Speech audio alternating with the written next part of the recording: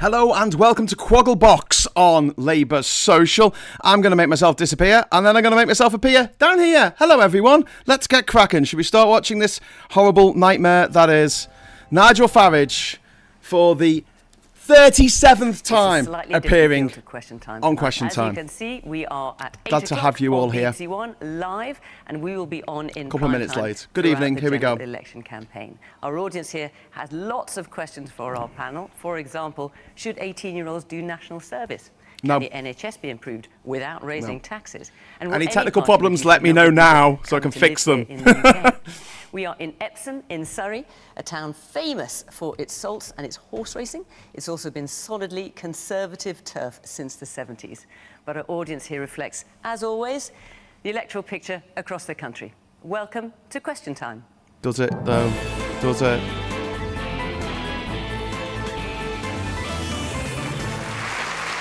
Does it, Fiona? Does it really? I might speed this up a little bit, actually. There's always a wide range of views from the Conservatives. We have Damien Hines, who had a number of ministerial roles and is currently schools I'm going to speed this up because we're a couple of minutes behind. Defending its record of so, here we go. It was an 80-seat majority, one at the last general election. It's 1.2 speed now. He's the Shadow Secretary for Health and Social Care. And West Streeting, he's the Labour guy. Labour's been ahead in the polls for the last 2 years. We've got a Tory guy, Labour guy.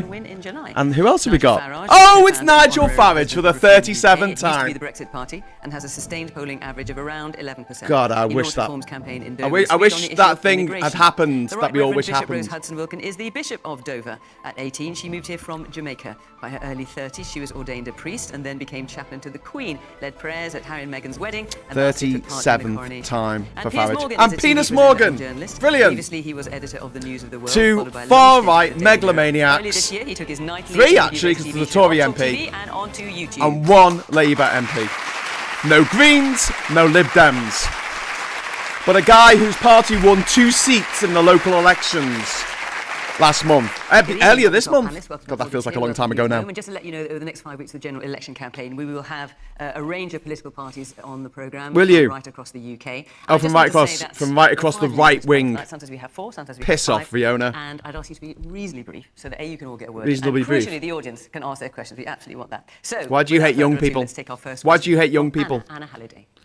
Farage, why are you here? National service, anything more than a political stunt?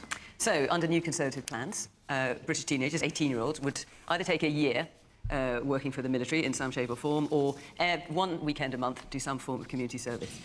So, what have we got? Really We've got the former Chief of Naval Staff saying it's bonkers. We've got the former Chief of General Staff saying it's electoral opportunism. Is it anything more? Tim Beck's no one has ever been on Question Time that many times, unless they were a host, David Dimbleby and Fiona Bruce. In this country, it's going to introduce them to ways of learning new skills. Oh, really? People from different backgrounds. Meeting people from different backgrounds. Oh, that's important. You think that anyone from Eton is going to do national service? It's a modern form of national service. Yes, there is. Piss off. 30,000 people would get to go on a military placement. That is obviously going to be extremely competitive to get. So if the military aren't welcoming it, how's that going to go down? The military doesn't want it. Nobody wants it. 30,000 people to do that for a year, and some of those, I'm sure, then will go on to become reservists in some of those key fields in which we need people to be working full-time in industry but be reservists for the army. No, we don't want to do what? Go to war. The army's and the other services strategy. So why? So hang on, Dave. Wait a minute. Why is it that you've got very senior people in the military saying this is just nuts? Well, I've turned my microphone down. Is that okay? We're about to find out. I think different people, right-thinking people, can have different views on the same subject. I think this is a very good. It's a very good proposition, and people I've heard from think so too. I think it's really, really important though that you don't just let it hang on the military aspect, because that is the minority. No, I did explain. For most people, where are the Lib Dems? Most 18-year-olds, it's where are the one Greens? weekend Where's the SNP? for the course of a year doing volunteering, supporting core services like the RNLI, helping with ambulances, helping with delivering prescriptions, all sorts of things we might do to help others in our society, and in turn, James Cleverly suggested develop our skills and character. Hi everyone in the chat, by the way. Might include being an on-call firefighter. I mean, I think the point is he doesn't need to say anything, just needs to shake his head. Police, for example, there are already special constables. There are already ways of becoming involved without actually becoming the frontline professional in that field. Wes? Last 9 years, I've been president of my local Air Cadets, and it's incredible the opportunities they provide to young people, and not just the middle-class kids in my area, but working-class kids. Opportunities to volunteer, to learn new things like shooting, go on outdoor activities, to fly aircraft. It's incredible. Let's teach teenagers how to kill. More opportunities for young people, broader range of opportunities, then I think we could welcome it and say, well, what have you been doing for the last 14 years, closing youth services and opportunities, and why have you only just woken up to this now? What this was really about was the Prime Minister hoping to talk about anything other than the damage they've done to the economy, the state of the NHS, the fact we've let prisoners out of prison early because they're full, and told police not to arrest dangerous criminals because the prisons are full. It is anything to avoid talking about the core issues facing our country and the responsibility your party bears for all of it. And the final thing I'd just say is on this concept of service.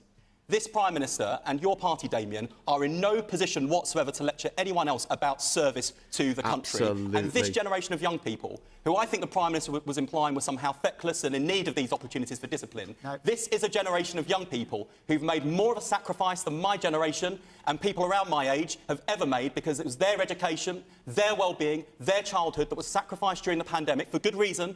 But the first time in my lifetime and recent history where we've said to young people, you need to make sacrifices to protect us as adults. We owe this generation in terms of their educational recovery, in terms of their education and their well-being and their mental health and well-being. And we owe it to them to make sure that when they think about their future, we put the wind in their sails, they can aim high, dream big, not be lectured by a Prime Minister with an abysmal record of failure. I want to say that I don't belong to a political party, so I'm not saying what I'm saying to do with anything political in terms of party-wise. But is this a backdoor conscription?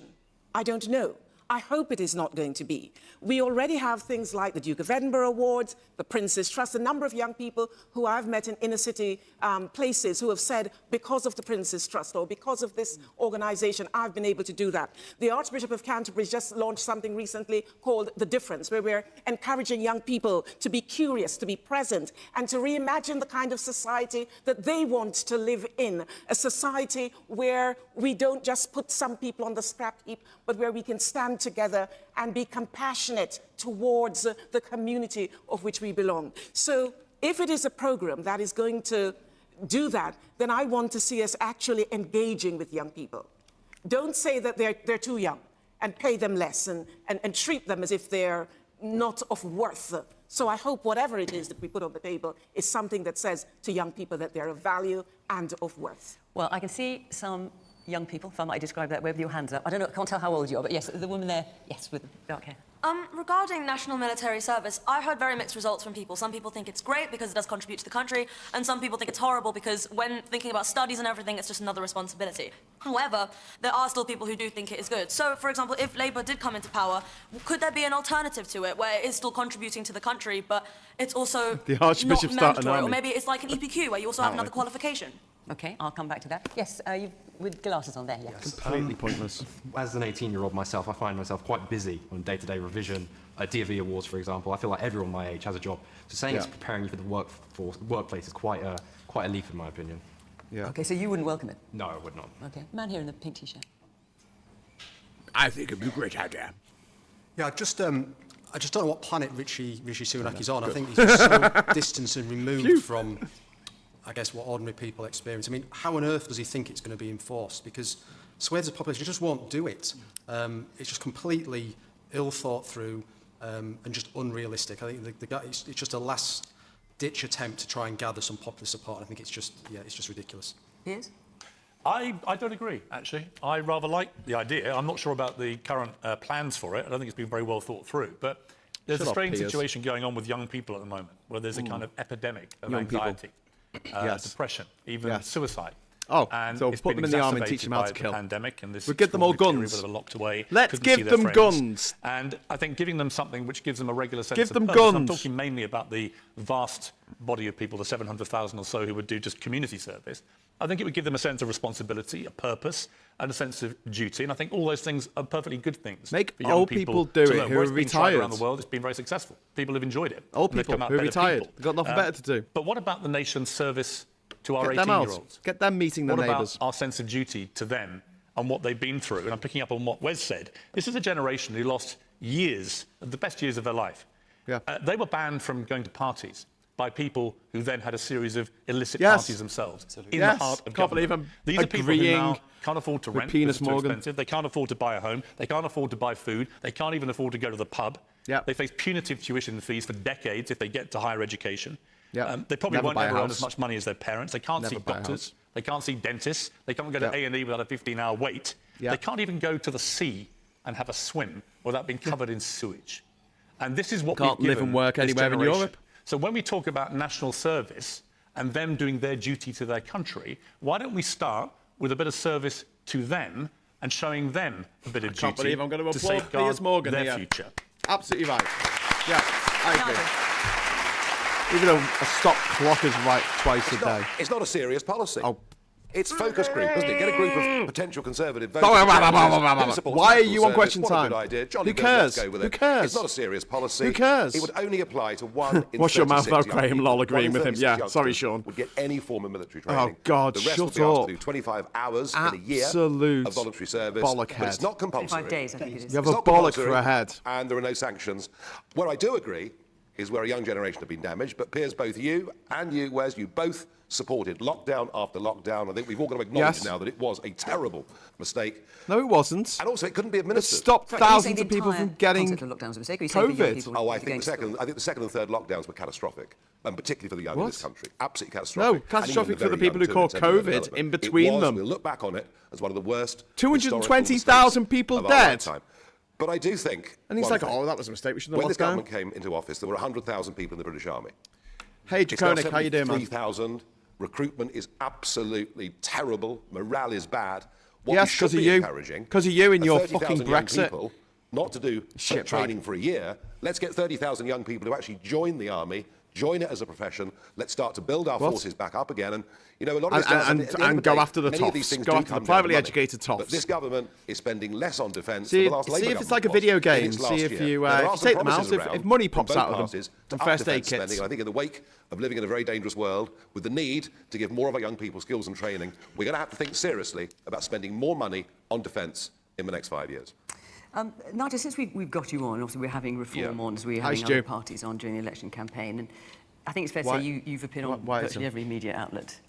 On every episode of Question Time. Which has attracted some criticism because you're not actually standing for election. You're not standing. No. So and your party only won 2 seats in the local elections. The person who's fronting the campaign? Don't ask Greens me. and the Lib Dems. Well, I'm asking you. I'm not. Well, you invited me on. I mean, I don't know why you did. Well, but, I mean, why did you invite him on? For Lee Anderson, but anyway, he wasn't going to come on. But anyway, let's put that to one side. We asked for Lee Anderson. Why? Many people are asking, why are you fronting the campaign when you are not standing for election? Well, I had a choice. I mean, I had planned to stand in the election. I planned to have a 6-month run at it. I didn't want to lose for the 8th time to a man dressed as a dolphin. Why are you fronting the campaign? I'm not fronting the campaign. Richard Tice is the leader. He's fronting the campaign. Okay, but you've been interviewed by everyone under the sun this week. He led the press conference today. I was there in a supporting role. But am I going to go around the country and challenge what I think are some of the nonsenses? I think I mean, this general election campaign Talk about common sense. is so boring that Lord Lucan is on the front page of a Daily Mail today. All right. Well, that was so they could avoid talking about Angela Rayner. So let's hear from someone then. But it's the woman there in the purple jacket. Yes. Thank you. Well, I was going to ask a question to Damien, actually, about national service. And isn't it a bit of a gimmick to try and plug the deficit in public services that your party's Why is he a director of Refuck Limited? That's been gazumped, actually, by Nigel. So, if I can, be very cheeky and just say to Nigel, is the reason that you're not standing because the last 7 attempts that you did try to stand, you didn't get selected? You got beaten by a dolphin? That's not the case, but well, let me tell I'd love to hear your thoughts. I stood. Hypocrisy, much BBC. Yeah.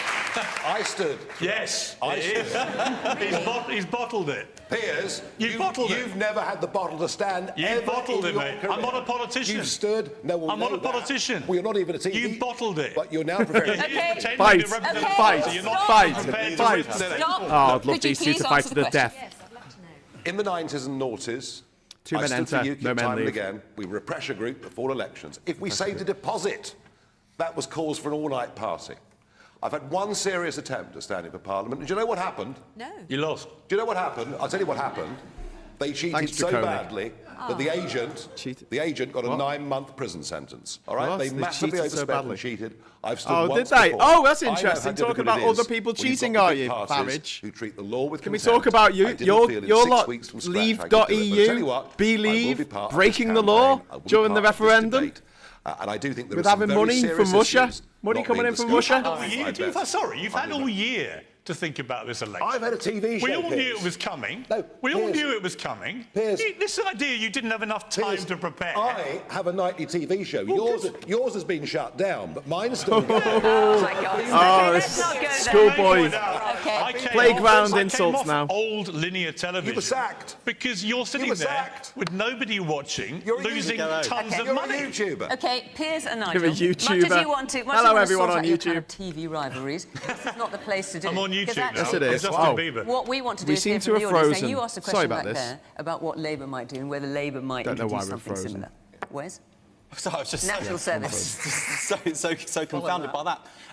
Look, I think there is absolutely something in making sure Girls that behave. we provide Mine's bigger more than yours. volunteering opportunities for young people, more This feels positive relevant to the activities for actual young people. politics of the day. Myself, Yvette Cooper, Bridget Phillipson have been working together on a programme called Young Futures, aimed at teenagers to provide those sorts of opportunities, a bit like we did when we were last in government around early years. And so that's the level of ambition that we want, because especially for someone like me from a working class background, I think it's so important that you help young people to get those skills, get those experiences, build that confidence that doesn't just set them up for work, but sets them up for life. Right. And if that was the focus, then I'd be so much more open to it. But I don't think that's what it was. It was a £5 billion unfunded spending gimmick. £71 billion they've clocked up so far of unfunded spending commitments. That's more than Liz Truss's mini budget. It's like they've not learned anything. Okay, I'm going to take another question. But before I do, I just wanted to ask you, Damien, because this just happened before we came on air. Pathetic. That, You're right. another Conservative MP has defected to Labour, Mark Logan. We've not heard a response from the Conservative Party. What is your response to that? That's another MP who's defected to Labour. Well, look, each to their own. I mean, people make their own decisions. It's not a decision I would have made. You know, Mark has to think about whether... It was a bit of a blow, isn't it? I think he was standing down. I think he was standing down anyway. I don't know. He's now saying he's going to join the Labour Party. People make their own. Okay, Wes will get another member. Okay, people make their own decisions. What I'm focused on in this election is the big decision. It's the big decision between do you want Sir Keir Starmer and the Labour Party and no plan, or do you want Rishi Sunak, Conservative government, and a firm plan for the economy's already turning the corner, how we put it on a firm footing, and how we offer a brighter future to families throughout this country. That's what it's about, not about one individual. Well, it's 3 individuals now, but anyway, OK. So I just want to let you know where we are next week, incidentally. So we will be in Chester in the northwest of England, and the week after that will be in Edinburgh. For Chester, we'll have Plaid Cymru and the Green Party on, as well as Conservatives and Labour, obviously. That makes a change. Now, I just want to say Chester, of course, is just over the border from Wales, so we'd also like to hear from people in Wales as well. So go to the Question Time website, follow the instructions there, and we'd love to see you in the audience. Somehow. OK, our next question is from Dr. Nihar Maini. Labour claims to reduce NHS waiting lists by extending working hours and asking doctors to work on the weekend. Where will you find the staff? Now, given that I've called you doctor, I assume you're an NHS doctor? Yeah, I'm a junior doctor. So you're at the sharp end. What's your view? Can you find the extra hours? No, to be honest, no. Like, with the amount of hours we do, we work more than 48-hour weeks a lot of the time anyway. I don't know how you'll find staff to cover weekend work, extended hours. Most of the junior doctors are leaving, to be honest. I'm an FY2, so as of next year, I either go into training or do a permanent role somewhere else. A lot of my friends who aren't going into training can't find jobs, or they've applied for training because of the bottleneck. They can't get a job in training. So what are you going to do? Where are you going to find staff? Because most of us are leaving the NHS or leaving the country. Or you're working all the hours God sends already. Thanks to the Tories. Thanks to the Tories. How are you going to do it, Wes? So, first bit of reassurance, no doctor or NHS staff member will be compelled to do these evening and weekend shifts. These are 40,000 extra appointments we think we can provide every week through evening and weekend clinics using an approach that's been tried and tested in a number of places, including the hospital I can see out of my office window in Westminster, Guy's and St Thomas's. And what they did, they had a programme that paid staff overtime. Those who wanted to do it could opt in to do it. And they are doing, in one Saturday, more procedures than they would normally do in an entire week. So it's not just additional hours, it's also better ways of working. And my view is that that shouldn't just be available at a few hospitals in big cities. This should be available throughout the country, and that's why we've committed £1.1 billion to do that, alongside doubling the number of CT and MRI scanners, and not just more scanners, but AI-enabled scanners. We can start eating into the 1.6 million people who are waiting with anxiety for tests and scans. But you say, Wes, but hang on a second, Wes, you're saying, look, we've done a pilot in a hospital near you, and we've seen that it works and that people have been prepared to work the extra hours. We've got a doctor right here who says, can't do it, I'm working too many hours as it is. And that's OK, and I wouldn't want you or any of your colleagues to put in hours that burn you out and you can't do. But what I can tell you... what makes you think you can replicate it around the country? Because this isn't something I have made up. This is something I have seen working in action at Guy's and Tommy's, up in Leeds, at my local hospital in Goodmayes, and unlike lots of the hospital visits I do, where people are feeling utterly devastated by the state of the NHS, where clinicians feel totally frustrated and depressed because they can see the state of the conditions they're working in, their patients being served in. The people who are delivering this service are beaming with professional pride because it's an improving service that can cut NHS waiting lists. Did you want to come back in? At Guy's and St Thomas's it might have worked. One, Guy's and St Thomas's is a massive tertiary hospital that has a lot of the NHS budget and is a lot of staff already. Also, they may have people wanting to do the extra hours, but do you consider that maybe people are doing the extra hours because they're not getting paid enough and they know they need more money, and also that they may not be within the working time directive? Got a point. Because, I mean, as I'm sure you know, junior doctors, we're going back on strike. This is a hell of a poison chalice that Labour's going to be given by the Tories. A lot of doctors I know are working outside of what we're actually allowed legally to work within the contract because they need money to put food on the table, to pay their rent, to look after their kids. And I just think that allowing for this to happen is just asking doctors to do that again without having the staff to fill the gaps. What I'd agree with you is we absolutely need to fix the fundamentals of the conditions that junior doctors are working in, actually wider NHS staff.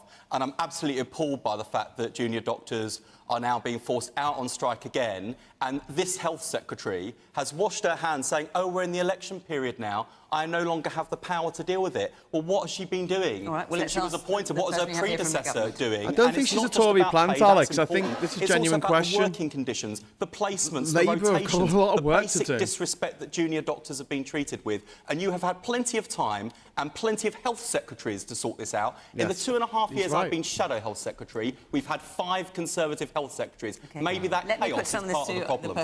He's right. He's right. He's right. He's absolutely right. She's right. He's right. The Tories have handed them a shit sandwich. Of course, you can't just ask already very hard-working clinical professionals to just work more hours. That isn't going to solve this problem. And everybody knows there is a problem, particularly after COVID. And you will have seen this. The backlogs grew, and they take time to shift. Well, the backlog was big before COVID. The backlog... And just to remind you. So how would you sort this out I'm coming on to that. Industrial action, of course, doesn't help either. It doesn't help to bring that backlog down any further forward. It does if it helps get you out of office. More hours, we need more people. And there are more doctors and nurses, a lot more, actually, than there were last time there was a change of government. 45,000 more doctors, 70,000 more nurses, but we're going to need more again. That's why we've got a long-term workforce plan for the first time to make sure that there are more training places going in for the professionals that we need. But you also need all the things that go with that. So that's why we have the programme of the Community Diagnostic Centre. And actually, I agree with Wes about the role of technology, and AI actually can help on things like speeding up diagnoses and reducing around the edges. But let's not turn this into a party political thing. Because if we were you don't want to debate the NHS. Rishi certainly doesn't. He's running from it the whole election campaign. He's not even mentioning the NHS. Oh, just hang on, Wes. Because there is a comparison, a direct comparison you can all make within this United Kingdom, because health in England comes under the UK government, healthcare in Wales comes under the Labour government in Wales. And the fact of the matter is that Wales has the longest waiting lists in Britain and is the only administration in Britain to have cut NHS budgets, taking the NHS backwards in Wales. When we were last in government, we did the shortest waiting times and the highest patient satisfaction in history. And we didn't have a UK Hang on. Can I just say one thing? Can I just say one thing? This programme is only going to work if you let each other speak, you don't talk across each other, and we let the audience in. So let's try and do that. Piers. My mother had a heart attack about 6 months ago, and it was obviously a very scary time for her, a very scary time for the family, but it gave me a real insight into the reality of what is going on in our hospitals. Good point, because Katrina, she was in the taken chat down in an ambulance at midnight to the south coast, and she was kept on a trolley in an A&E corridor for 7 hours without really any attention at all. But there were 35 other people out there in this corridor. Yeah. This is modern-day Britain. It was absolutely It's the Tory shameful. Britain you helped build, I got letters after I talked about this with Rishi Sunak in an interview from people who said their relatives had died in that same corridor after waiting 20 hours. Yes. So this has been a successive failure by successive governments Tory Britain for many years you now. helped and the reality create about the NHS is that when my mother got up to get treated, she got world-class treatment. We still have world-class doctors, world-class nurses, world-class staff. But the system to get into where they are is completely broken. And I think it's straightforward as to why. When the NHS was created back in the late 40s, it was for a population of about 50 million people. We're heading towards a population of 70 million people. Yeah, people are living at least 10 years longer than they were when the NHS got created. And we simply have not moved the system to cope with this enormous new-sized population, and it is creaking at the seams. And I'm sorry, Wes, but when it comes to your pledge, it is tinkering while Rome burns. And my question for you will be, given your shadow chancellor has just mimicked the Tories and said there'll be no tax rises, income tax, corporation tax, national insurance, they have to now say VAT. that. How the hell are you going to pay for this stuff? There will be no money. You have to do this. They have to say that, otherwise they won't win the election. They'll have another 5 years of the Tories. I was literally going to say that. So, Wes, you say you're going to fix the fundamentals of the NHS. What does that actually mean? What are you actually going to do? I will come back to you, Wes, but I need to let other people in as well. Yes, woman there, you've got a white top and a black cardi, I think. Hi, so I'm a GP and I work over 50 hours a week. I'm also responsible for training over 50 GPs at St George's in Tooting, and I think you're really underestimating the level of distress in the system. I'm really tired of hearing about hospitals. 90% of patient contacts happen in general practice, and we receive less than 10% of funding. And GP contracts being imposed on us, you know, squeezing all the goodwill out of us is not going to fix the NHS. Move the money. We don't need more money. We need it directed to general practice, and we need the respect back in general practice. Woman in a coloured blue dress there, yes. It's nice to say that we need more doctors, but the doctors also need supporting staff. They need nurses, they need technicians, they need radiographers, they need physios. I find just to say, oh, we need more doctors to work longer hours is very short-sighted. Come onto practice where we work. Walk with us throughout the day and see how we have to balance every single patient, every single procedure. It's very short-sighted to say, oh, we just need more doctors and they need to work longer. It's quite insulting, to be honest. Nigel. Yeah, I mean, look, I do agree with Piers. An exploding population is an issue, an ageing population is an issue. All the Muslims' fault, is it, we talk about individual aspects of the NHS and what's working and what's not. I worry we're not having a bigger think. I worry we're just talking about individual symptoms and not the cause of the problem. Because he's born And Wes, you were really sounding quite radical flies around 6 months ago about the NHS, but I sense a bit less so now. I think we've got to face up to something. It actually isn't working anymore. Because if you think about it, go back 6-7 years, we were spending about 7% of our national cake on the NHS every year. Sorry, right? 14 years. We're now spending over 10% of our national cake on the NHS every year. National cake. So we've increased in percentage, even regardless of population. Our economy hasn't grown because of you. Because of you taking us out of the EU with your stupid Brexit. I think we don't have the money. It's actually about 18% of total spending is on health. Sorry? It's about 18% of total government spending is on health. I think you'll find about that between 10 and 11, but we won't argue about it.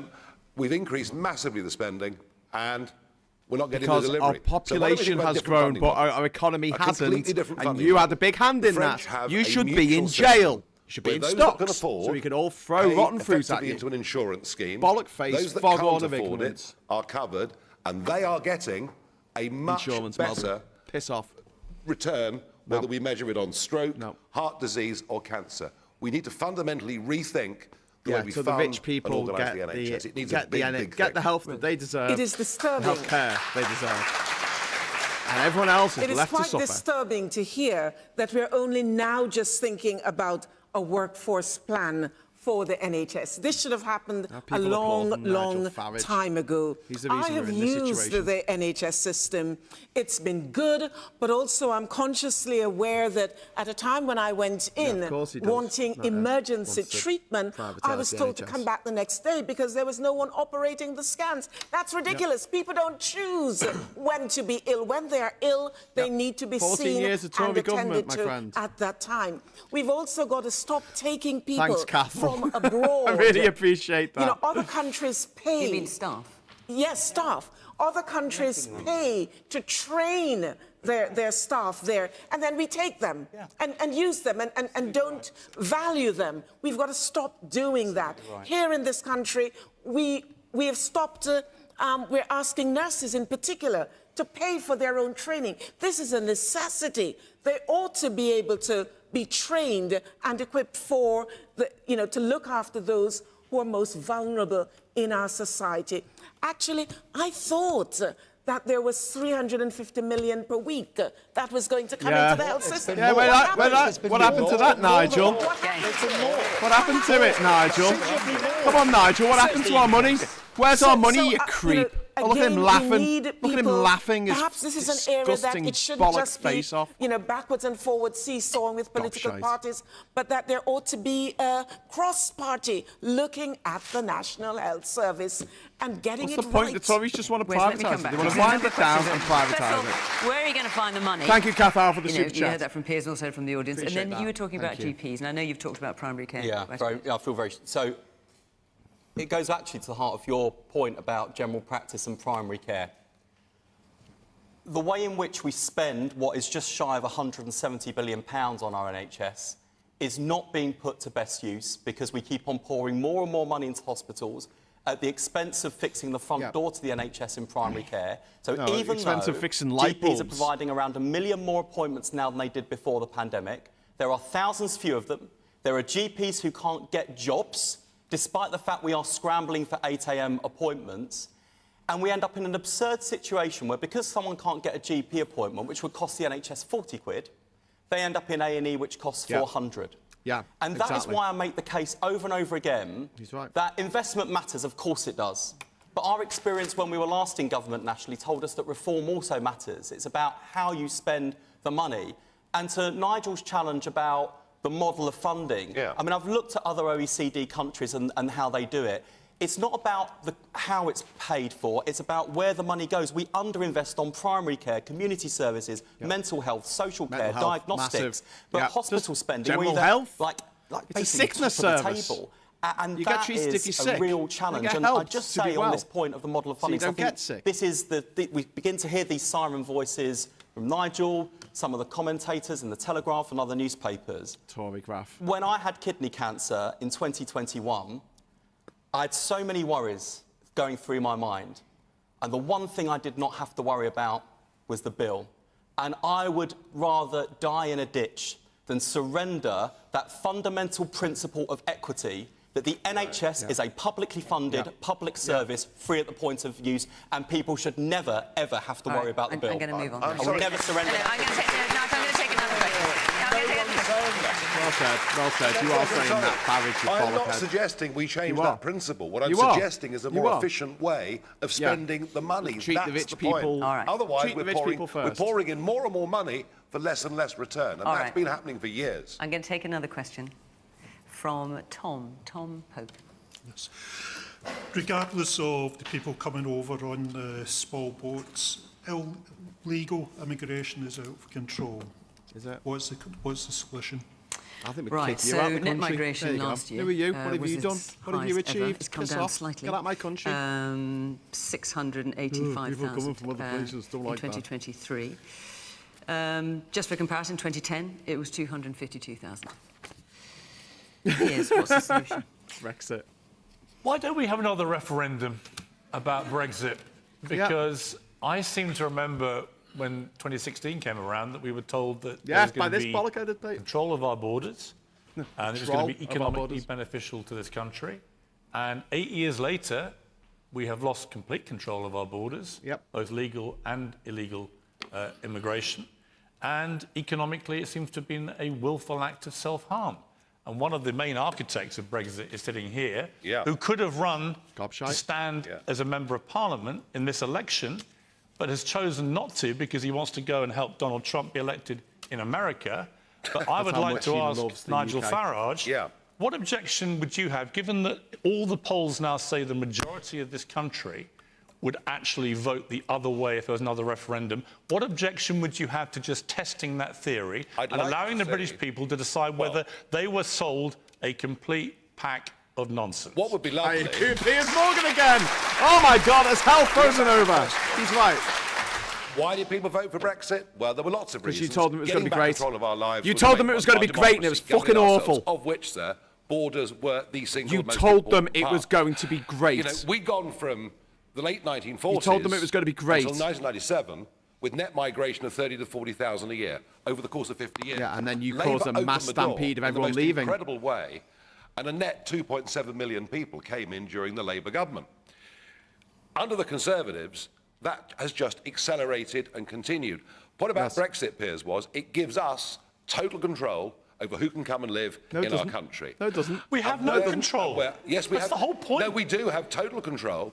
No, but we have don't. a government that have willfully lies got us to vote for them in 2019, and I helped them with that Snake by oil standing salesman. aside in the general election. You did. And they have willfully ignored the wishes of the people, betrayed Brexit voters. Betrayed we now Brexit voters. 1.2 million people a year for the last 2 years It's settling Stalin in our country. explaining why I he even had dispute the numbers Trotsky being down taken because out. they always get revived. Betrayed. Well, I even dispute the fact that no one here is answering the question. So let's get back to that. Just for a moment, Nigel, I'm going to interrupt you. No, use our Brexit powers. That's what we have to do to Brexit solve powers? it. We're powerless, you lemon. We used to have powers. We don't many anymore. of those jobs that are being filled at the moment by people who are being invited over? 40-odd% of non-EU arrivals came on work-related visas. We have big business in this country has an addiction to cheap labour. We've driven down wages for working people in this country. We've put in place an idea today to say that for employers, it would be cheaper for them to employ British people than foreign people, to try and encourage them to employ more British people. We've got millions of people working age in Britain not working. He hasn't answered the question about having a referendum. We have to find a way of getting those people to work. But I tell you what, this addiction to cheap labour has actually made us as a country poorer, and it's worth remembering. You have made this country poorer, and then you're going to piss off to America to get your mate Trump regardless elected. of people coming over in small boats, legal migration is also out of control. What is the solution? This is another area that needs to stop being kicked around like a political football. It's not working. I don't have a problem our universities are very dependent on students coming over. Those students are charged significantly higher rates, and which subsidizes, I think, home students. Those who are coming over for work in significant areas, I hear the point that Mr. Farage has just made. So instead of making this a political football, why don't we yet again sit down and ask questions, create a commission that is going to significantly make a change in this particular area? We talk about legal migration, and we disassociate it from illegal migration. And I know in particular that there are some within this country, some within our political parties, and some even at this table that makes it a big deal. It ought not to be. We're talking about people who are most vulnerable. And those who come legally, I now hear us talking about, they can't bring their family. What are we talking Until about? we discover They're that to stay they're not without their actually a families. refugee. So something needs to be done. I visited Calais recently and saw some of those most vulnerable people.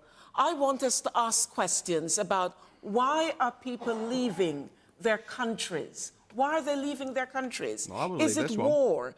Is it to do with famine? Is it climate change?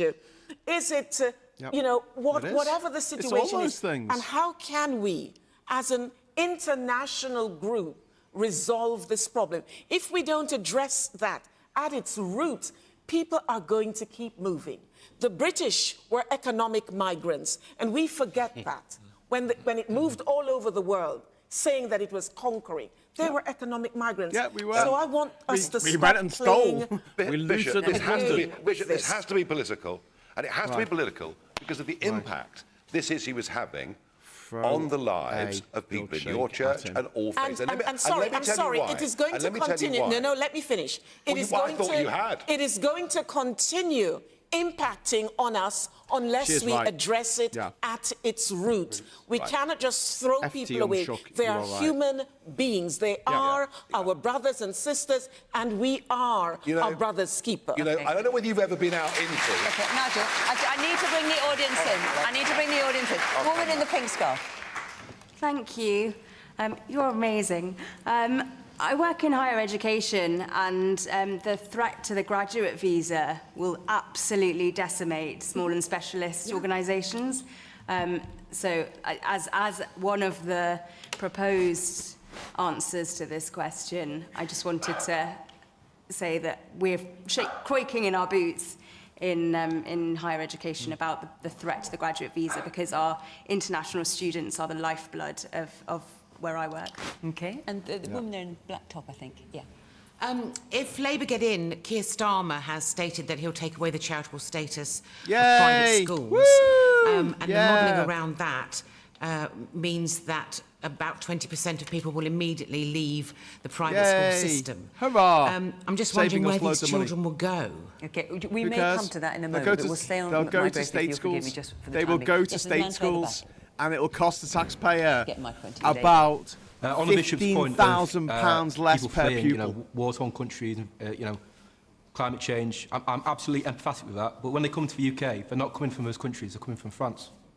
No. Which is a safe country. It's a safe country. I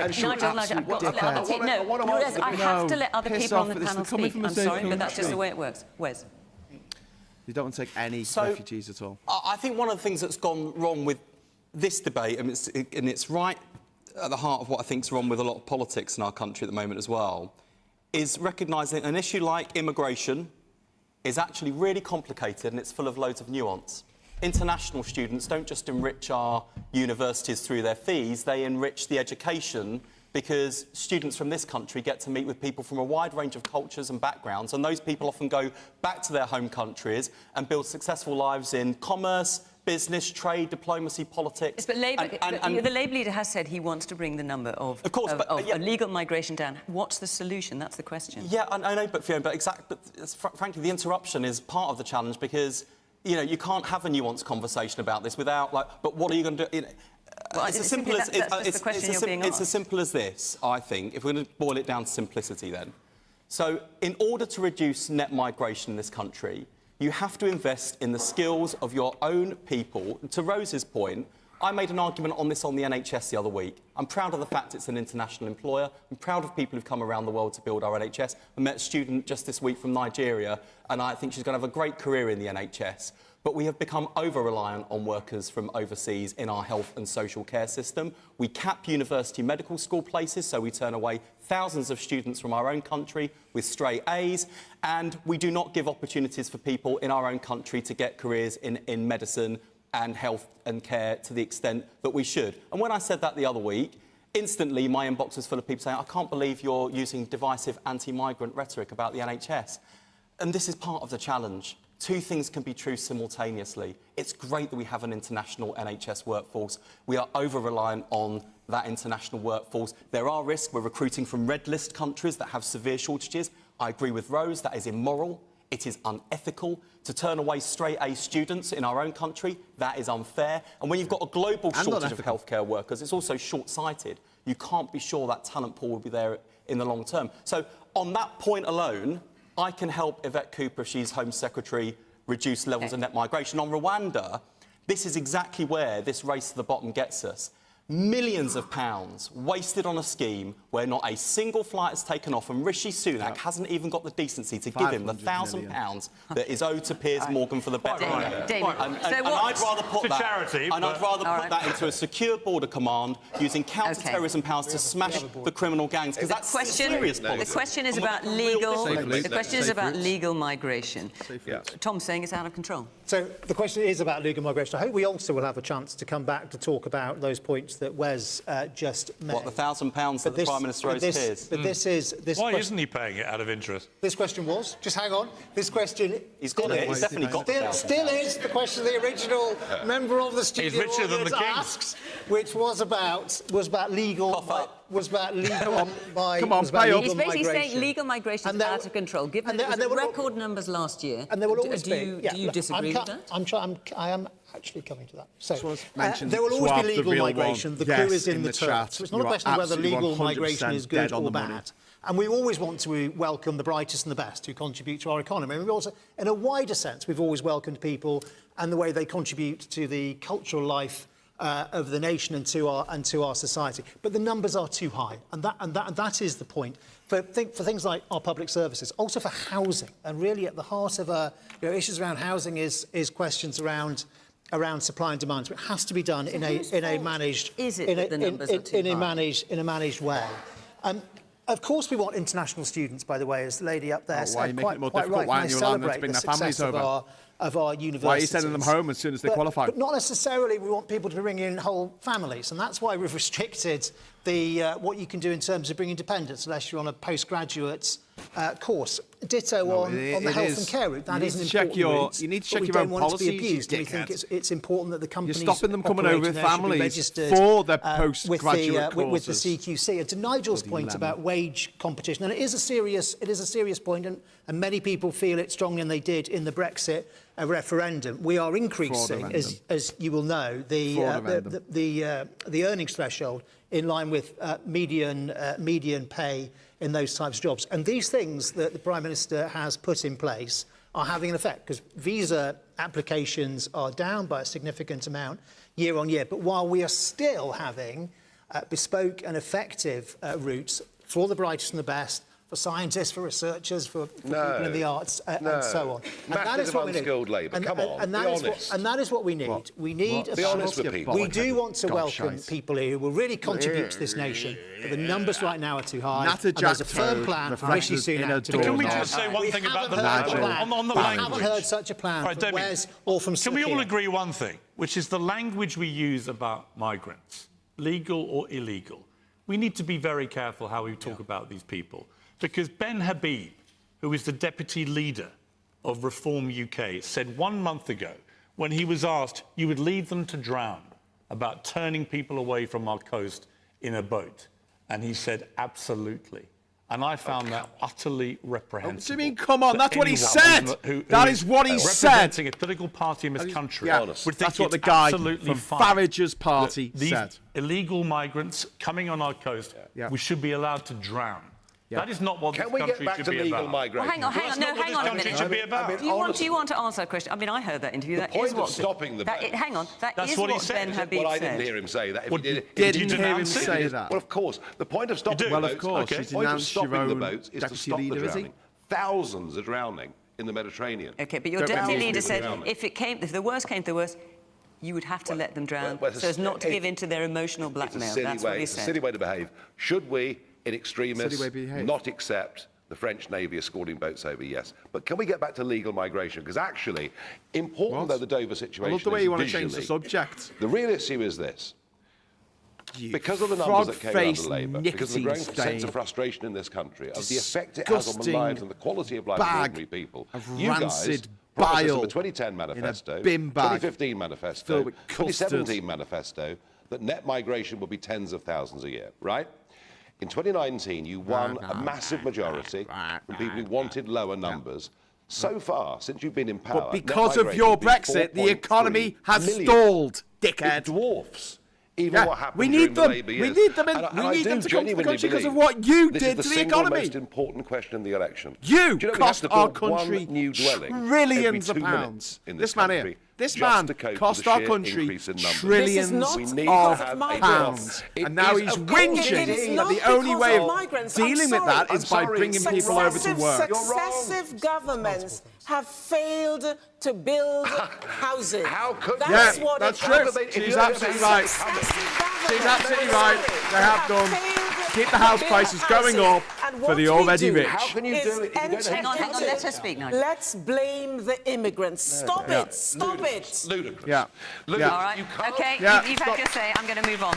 Unless you know how many Okay. people are coming. You've had your say. Shut And up, many you more people are gobshite. dying in France. It's irrational. You talk about France being a safe place. I visited a cemetery where there are people, those who have migrated there, who are dying there on that soil, in comparison to what we're talking about, people dying trying to cross the channel. Okay. So please don't tell me that that is a safe place.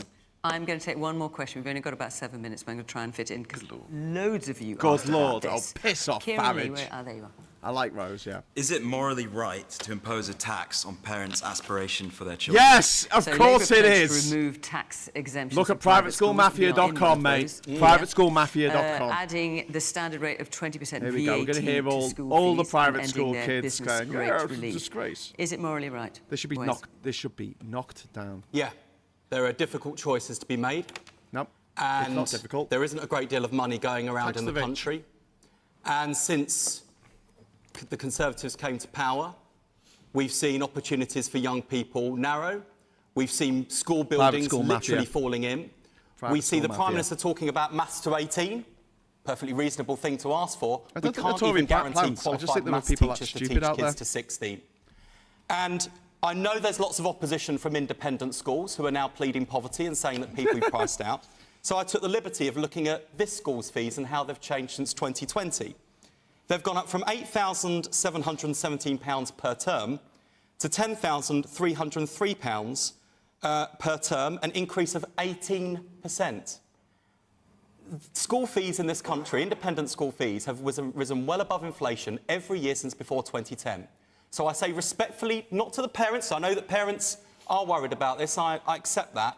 But I say to the head teachers of these sorts of schools pleading poverty, I'm sorry, but you're going to have to cut your cloth accordingly like state schools have had to for more than 14 years. And we make no apology for putting the education and ambitions and opportunities of kids from working class backgrounds like mine who attend the 93% of kids above the schools that educate the 7%. Because we want to extend opportunity and aspiration and ambition. And that is not simply the preserve of the wealthy. And those are the sorts of fair choices a Labour government will make unapologetically. You're all going to have to be brief. We haven't got much time.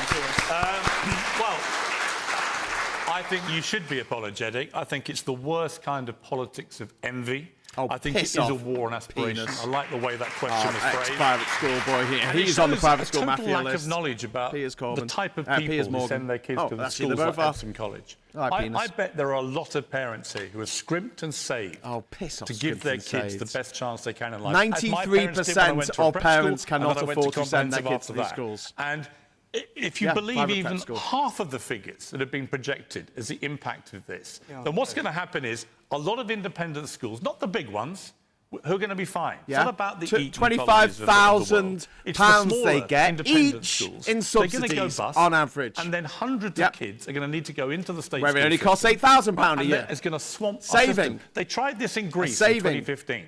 23% VAT they put on independent schools. And exactly what is being feared now. £17,000 saving independent per child. schools went under.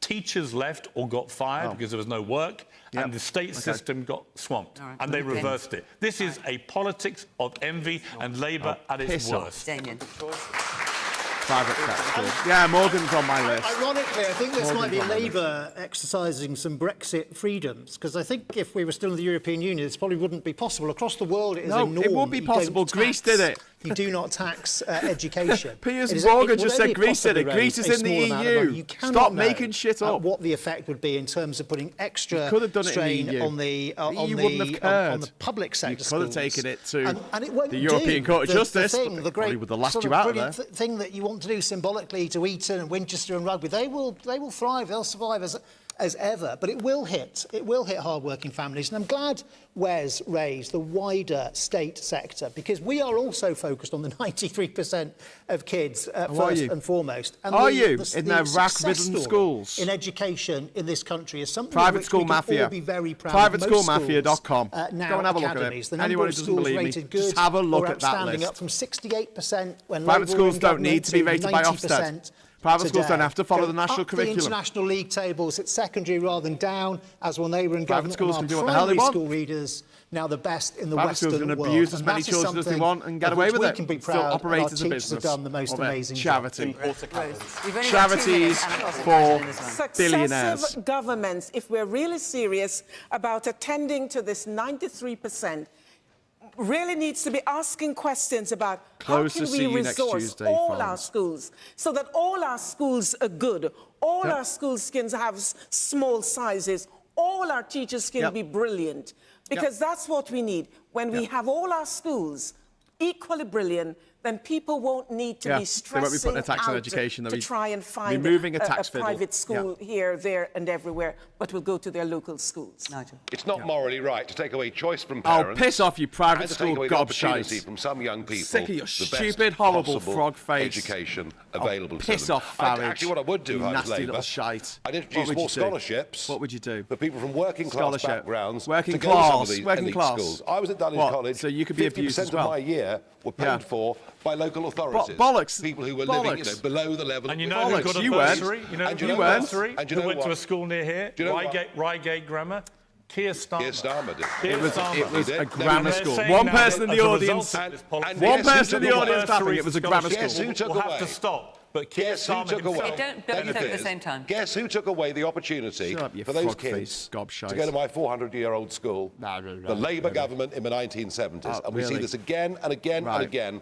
Labour seem to love to destroy things that are successful and They're work not successful. Well. This will they be destroy a huge our system. mistake if they do it. PrivateSchoolMafia.com. They change their minds. Shut up, you horrible, I'm sure you want to tyrannical I'm afraid our time bastard. is up, but you've made your point. Thank you to the panel. We've got 5 more weeks of this, so don't God. Thank you to the audience. I know loads of you wanted to hear about this, and loads of you had your hands up, so I'm really sorry I haven't come to you. That is it. Our hour is up, and yes, as you say, we've got 5 more weeks of this. It's going to be great. Thank you very much for watching. Same from time. Our panel, from our audience here. QUOGGLEBOX. Bye-bye. Bye-bye. Bye. So, that was question time. Little tiny Graham's going away. Bye-bye. Bigger Graham's coming back. Hello, everyone. How's it going? I'm going to say goodbye to question time. Right, that's done. I'm just going to read a few of your messages. I saw you still had the music coming into my ears really loud there. No, you couldn't hear it because I turned your volume down. Frog!